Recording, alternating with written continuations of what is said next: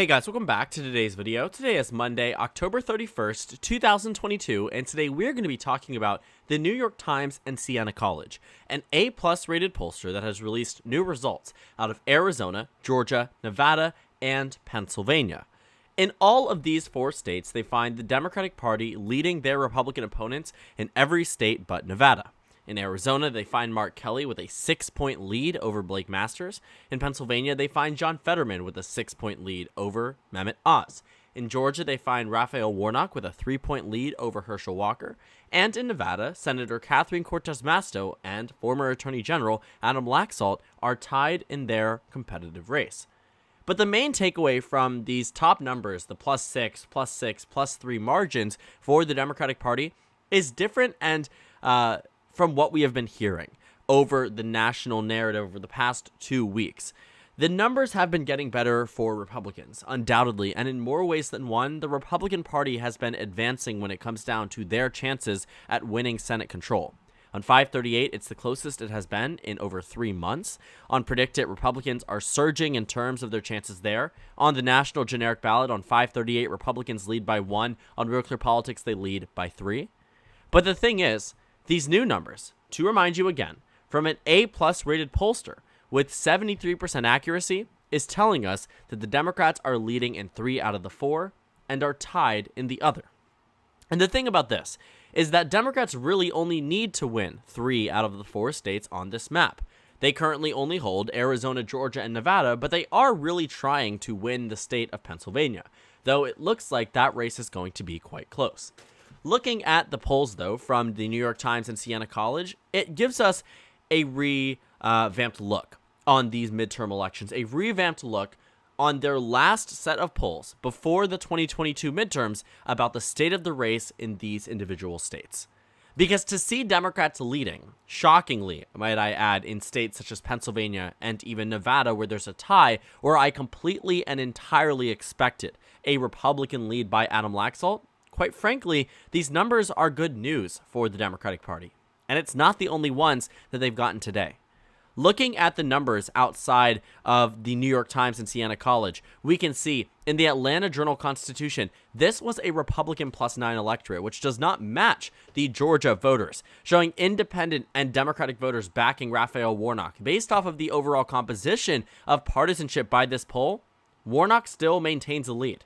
The New York Times shows him with a 3-point lead, but beyond the state of Georgia, we also have numbers from the state of Arizona as well. OH Predictive Insights, which is a pollster from the past couple of years that has gotten sometimes closely accurate results, showing Mark Kelly with a 2-point lead across the state of Arizona. Not a 6-point lead. I don't think 6 points is entirely realistic, but a lead nonetheless.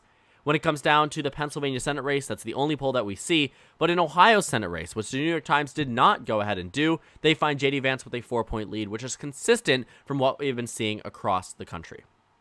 Overall, what I see from a lot of these numbers that have been released over the past couple of days, specifically from the New York Times and Siena College, is somehow and in some way an improvement for national Democrats, an improvement for swing state Senate Democrats when nobody expected that to happen this time around.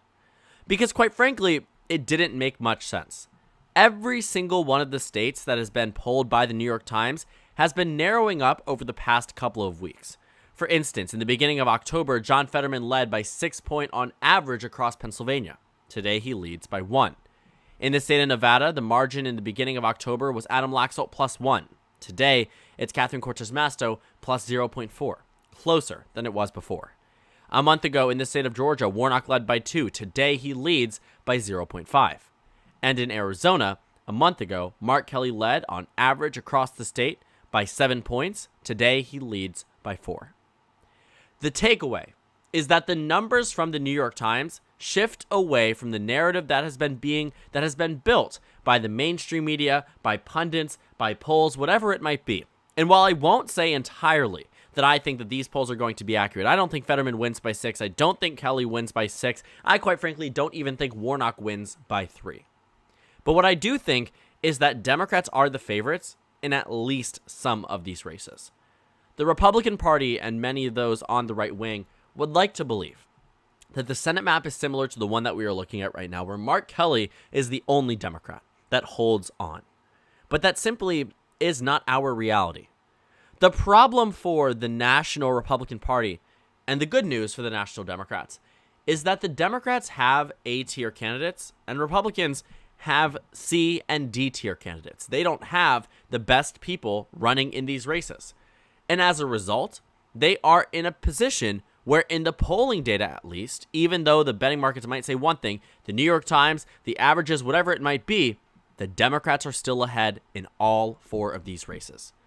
That only happens in a year like 2022 if the national environment is not enough to overcome unelectability by some of these candidates. For instance, the sheer and total amount of scandals from the state of Georgia dealing with Herschel Walker, things like that, a national forecast or a national movement sometimes cannot overcome. When it comes down to the dislike of Blake Masters as a candidate, this is something that a national environment sometimes cannot overcome. In some cases, it does. But that requires an extremely positive year for the opposition party, and quite frankly, I don't know if 2022 is that. Even as it stands right now on the most lopsided favor with a 3-point generic congressional vote lead for the GOP, that's not a red wave. It's, yes, in a sense, a good year for the GOP. But a red wave would be what we saw in 2010 or 2014, winning the popular vote by 6 points, winning the popular vote by 7 points. That is a red wave because that's what Democrats got back in 2018. Republicans lead by 3, Democrats won by 3 in 2020.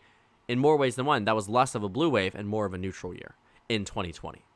2022 could be in the opposite direction, but in still some ways, a more neutral year than a wave year overall. Very interesting to look at it from that perspective.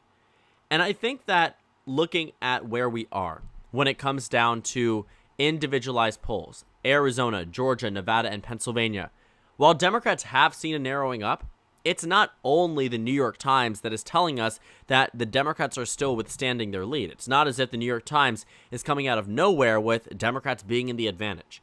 You can see here that other pollsters, including OH Predictive Insights, which really focuses on Sunbelt states such as Utah, Nevada, Arizona, you routinely see them in these states. They're saying Mark Kelly leads by 2. A Republican-sponsored poll from Fabrizio Lee and Associates can't even find the Republican ahead. In fact, finds Mark Kelly ahead by 1. Insider Advantage, which historically has a Republican bias, finds Mark Kelly ahead by 2. Coefficient, also with a historic Republican bias, Mark Kelly plus 2 as well. Susquehanna polling, another traditionally nonpartisan poll, showing Mark Kelly ahead by 3. The point is, regardless of what you're looking at, Republican pollster, Democratic pollster, nonpartisan pollster, Mark Kelly maintains a lead. Do I think he wins by 6? No. But do I think he wins? Yes. And I think that this data only backs up that point. Surprisingly, when many people, pundits, the media, candidates, were expecting these states to take a turn away from the Democratic Party, and while in some cases they have narrowed up, they haven't exactly taken a turn away. Because I also want you to take a look at the margin here, the percent vote share for the Democrats over the past month has been about the same for Mark Kelly. Over the past month has been about the same for Raphael Warnock, has been improving for Catherine Cortez Masto, has been decreasing for John Fetterman, but this is really the only race where we're seeing a super significant decrease from where it was before. But then again, realistically, it would be naive to think that Dr. Oz at any point in time was only getting 37% of the vote. That never, ever made sense. And still, it doesn't, that the polling numbers ever showed him in that position. But I think at that point in time, and at our current point in time, it goes to show how unpopular some of these candidates are, and specifically Republicans. Dr. Oz should be the favorite in Pennsylvania. Adam Laxalt should be the favorite in Nevada. Herschel Walker should be the favorite in Georgia, and Blake Masters should be the favorite in Arizona. These states are not blue states, to the extent that they might have been 10, 15 years ago. These are states that President Biden won in Arizona by 0.3, Georgia by 0.2, Nevada by 2.4, Pennsylvania by 1.2. Think about how narrow those margins are, and think about where the national generic ballot is today. About 7 points to the right of the nation from 2020. Based off 2018, about 11 points to the right of the nation. And yet Democrats are poised to win Arizona in the Senate race by the same margin that they did in that Democrat plus 8 year. 2018 was when Kyrsten Sinema won by 2.4. Fast forward to 2020, Democrats shift nationally by about 4 points. What happens? Arizona, the exact same on the Senate map. I'm kidding you not, the exact same. And fast forward to 2022, well, it looks like we're in for round 3. We're in for a third round of the Democrats winning Arizona, despite the national environment continuously shifting towards the right. But again, it isn't just that. There are significant underlying problems with the GOP's nomination process, with who they decided to prop up this Senate election cycle, because quite frankly, it isn't working. And I say this as someone who sees this on the outside as someone who could have come in to the NRSC and given them free and honest advice about who they should run. Obviously, who are they to listen to someone like myself? There were also pundits and forecasters and strategists trying to tell them the exact same thing. But you cannot win an election based off of these types of candidates. If this was 2018, if this was 2020, all of these Republicans would lose. Quite frankly, would lose. And that's the problem that the GOP faces today.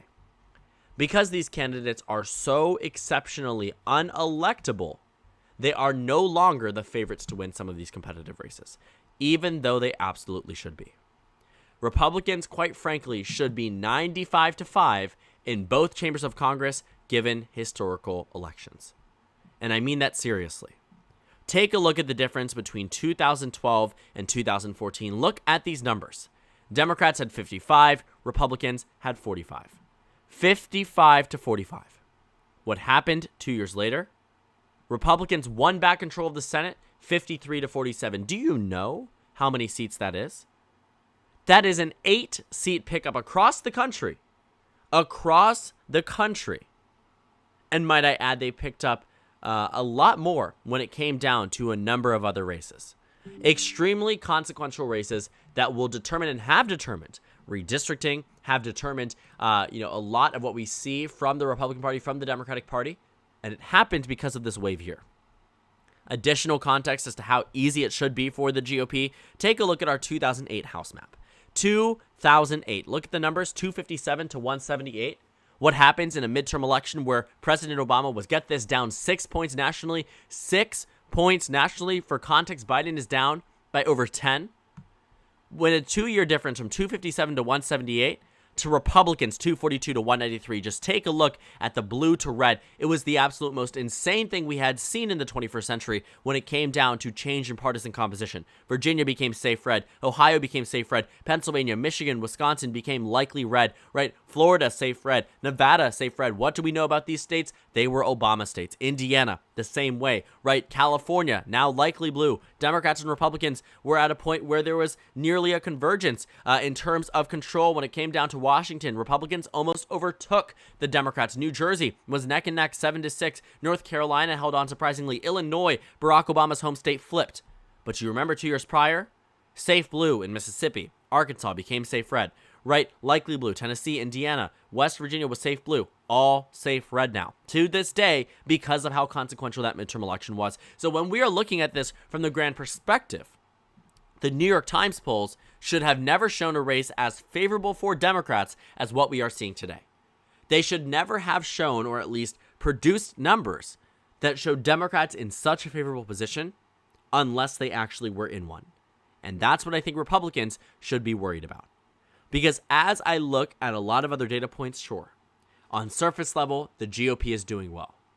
But on a more individual level, when it comes down to district-wide polls, when it comes down to district special elections, when it comes down to early voter turnout, when it comes down to final polls before the election, either we're in for a repeat of 2016, or the Democrats are actually doing better than we might suspect just from the simple national generic ballot number.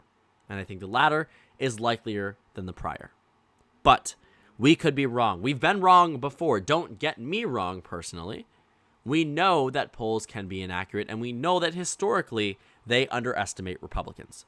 We've known this from Virginia's governor race, where by the end of it, the polls were quite accurate. But I remember my decision really stemmed on, do I think Republicans outperformed the polls in 2021? And my answer was yes. When I said Glenn Youngkin was going to win the governorship, it was something that had not matched my analysis of the state for the entire year leading up. And the reason being was that the numbers were too favorable for the GOP, and even though at the case at the time when I called Glenn Youngkin the winner, he was losing in the polls, I knew that a slight overperformance was possible and would likely occur. And guess what? It did. So looking at these numbers, if I was Mark Kelly, if I was John Fetterman, I'd say I still have a realistic shot. Same thing with Raphael Warnock, and I don't doubt that Cortez Masto has a realistic shot. But I do think Republicans still maintain themselves as the favorites in Nevada. I personally have most recently projected them to be the favorites in Pennsylvania. Maybe that's subject to change. Arizona and Georgia I still have in the Democratic column. But altogether, the numbers that we are seeing from the New York Times are changing the narrative.